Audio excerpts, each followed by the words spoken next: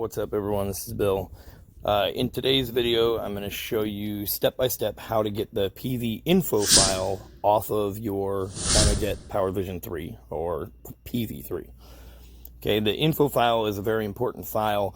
The info file is what lets you see the information on the bike and the information from the PV3. So if you are a tuner, you need that info file to be able to download somebody's stock tune from DYNOJET's website. You would also need that info file to get the guide number, so when you do build a custom tune for someone, you can make it so that custom tune is only available on their PV3. It's part of the security stuff. Okay, so someone like myself or DYNOJET or anyone else that builds a custom tune, you would have to email them a copy of your info file if they didn't have the vehicle in person to get it themselves. So this info file is going to be on the PV3.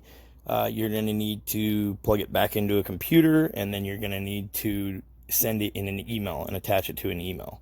And it's just a text document. It's a TXT file. It'll say pv.info.txt. I'll put it what it looks like up here on the screen. So I'm going to walk you through that right now and show you everything that you need to do. I'll show you a little clip from my unboxing video real quick so you can see everything that comes in this kit, and then I'll walk you through what it takes to get that info file before anybody can get started on a custom tune. Like I said, myself, DYNOJET, anyone else, they're going to need this file before they can get started. So I'll try to make this short and sweet. It's a simple process. You just got to follow the instructions really closely. You get your PVision 3. Okay, so that's your PVision 3 device. This is going to let you flash the ECU. Take the cardboard insert out.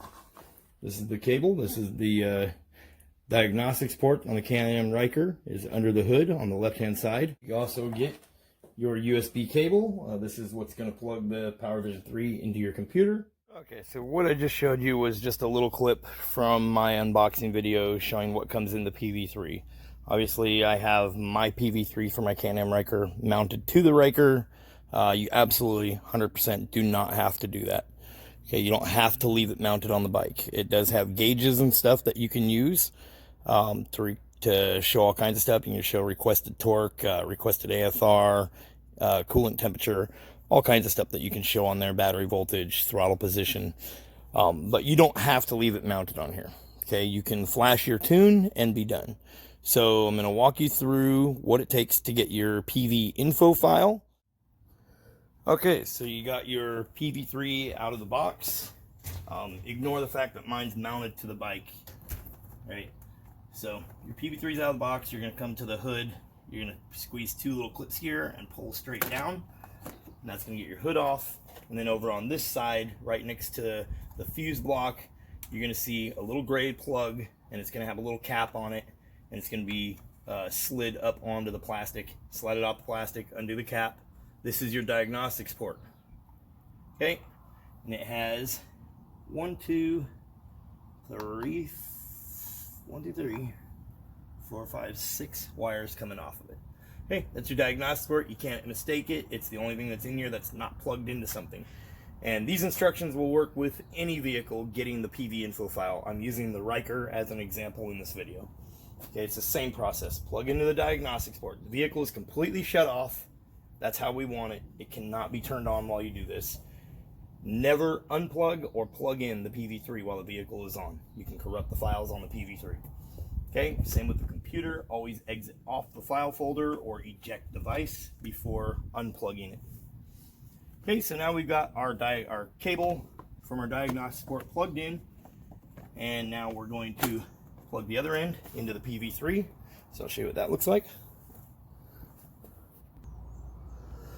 Okay, so you can see I have my PV3. I have it in this case.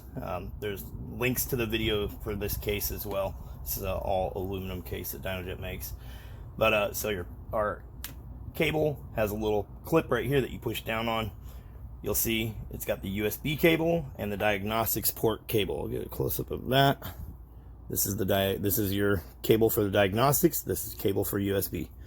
Okay, so we're gonna come here. We're going to plug her in now that she's plugged into the bike. Okay, So now it's plugged in. I'll just set it right back up here temporarily. Okay, so now it's all plugged in. So now we are at the Can-Am Ryker. We're going to put our kill switch in the run position. We're going to hit the start button once. And some vehicles like the Ryker will have like a mode where you can't do anything at this point. It says stuff across the dash, read the safety card, whatnot. So we hit our start button once. We're going to step on the brake pedal. We're going to roll the throttle forward. That took it out of that safety mode. And now the PV3 is reading the ECU. You don't have to do anything. Okay, so we're going to let it sit like this for about 30 seconds.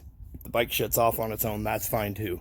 It's getting the information. You don't have to start the bike. I usually tell people start the bike, let it run for 60 seconds.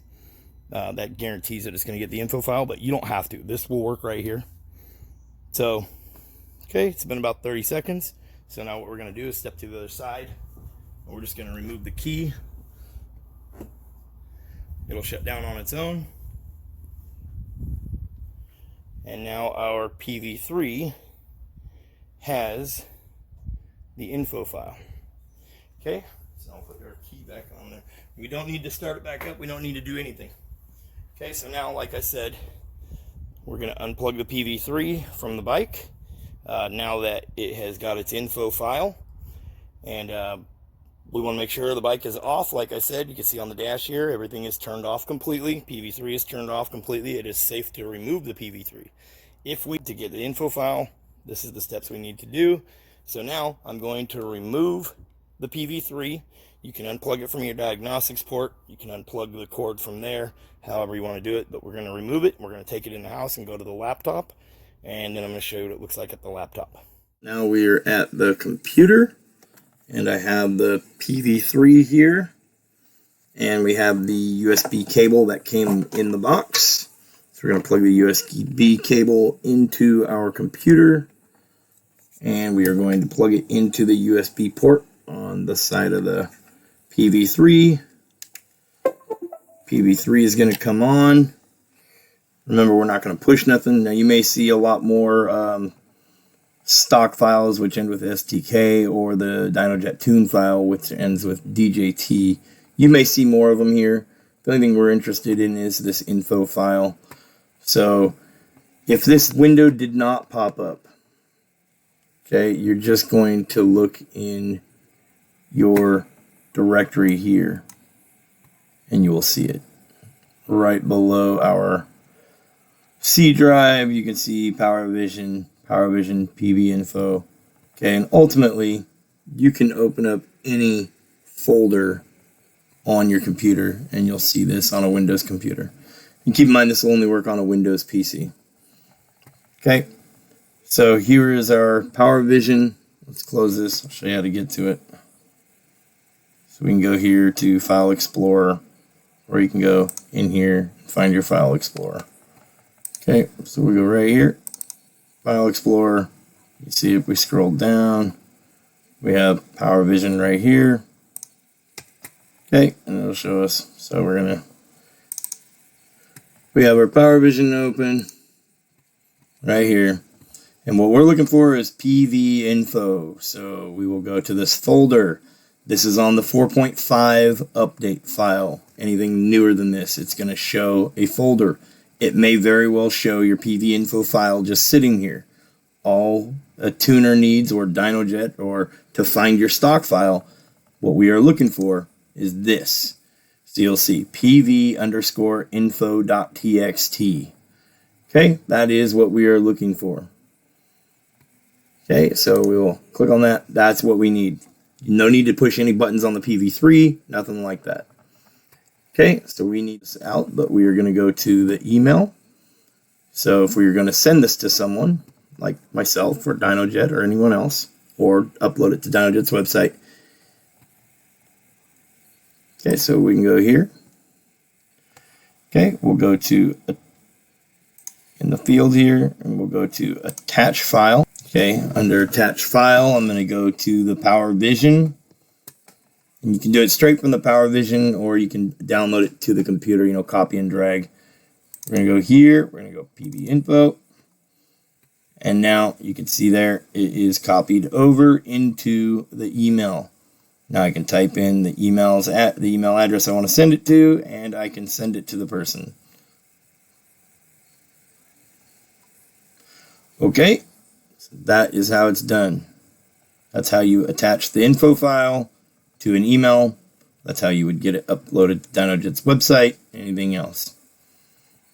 Okay, so that is your PVinfo file.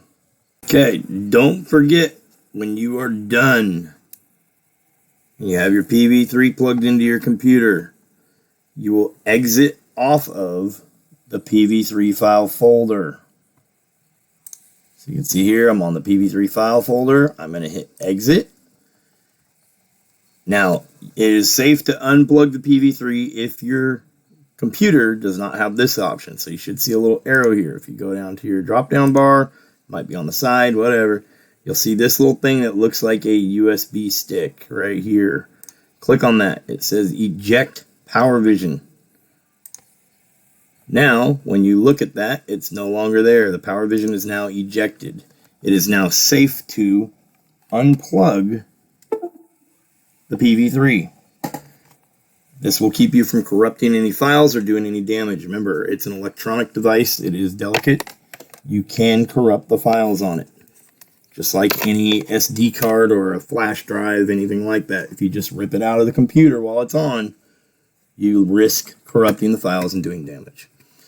Anyways, hope this video helps people out. That is how you get your info file off of the DYNOJET PV3 from your bike. You guys have a good day. Thanks for watching. Don't forget to subscribe. Links in the description for everything I showed in this video. Peace.